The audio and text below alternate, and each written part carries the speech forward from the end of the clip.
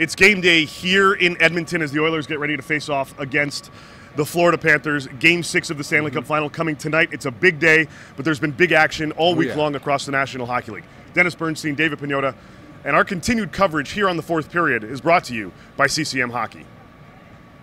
All right, DB, Jacob Markstrom is now a Devil.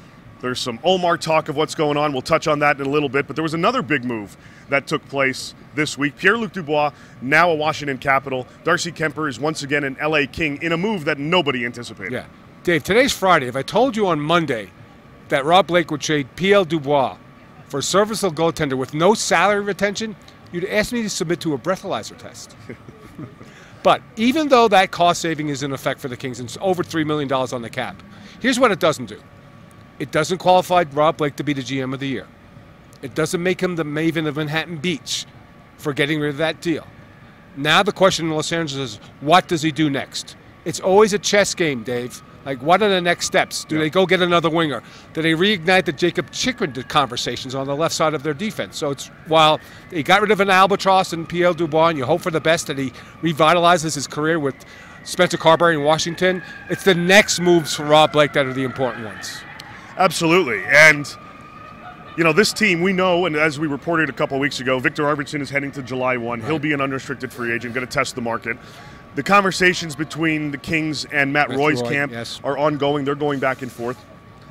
But even if both of those guys stick around, there's still some holes that they want to fill on the LA Kings lineup. Yeah, and look, the Dubois move means that eventually Byfield's going to get to the center position now, but they need more scoring on the wing. So is it a reuniting with Tyler Toffoli? Is it maybe playing for Jake DeBrusk in free agency? Again, they need more scoring to have success in the playoffs, which they haven't really had since 2014 in their last Stanley Cup. So Kemper's a King. Yep. Markstrom is a Devil. That's two teams where their goaltending issues have been addressed. Elvis Merzlikins, for now, is staying in Columbus, another goaltender off the market. Let's circle to Linus Ullmark, and I wrote about this yesterday on the fourth period. The latest with him, there are escalated trade talks and advanced trade discussions between the Boston Bruins and the Ottawa Senators. My understanding is that while Ottawa is on his no-trade list, and it's a 14-team list, by the way, not a 15-team list, just want to confirm that. So one less team, I guess, not the, whatever. At the end of the world. Exactly. But the Senators are one of the teams on that no-trade. However, according to the people I've talked to, he would be willing to waive and sign off for a trade to become a Senator. So the Sens and the Bruins are working on that. There are other teams in the mix. Sure. You know, one team that, and we mentioned this last week, that's been lurking around the goaltending market has been the Detroit Red Wings. Yep. I don't know definitively if they've had discussions with Boston about this, but I do imagine, or I do believe, that they are looking at the goaltending. So I would imagine there's at least been an inquiry made with respect to Ullmark. The Toronto Maple Leafs, another team looking around for goaltending. Toronto's on his no trade. Yep.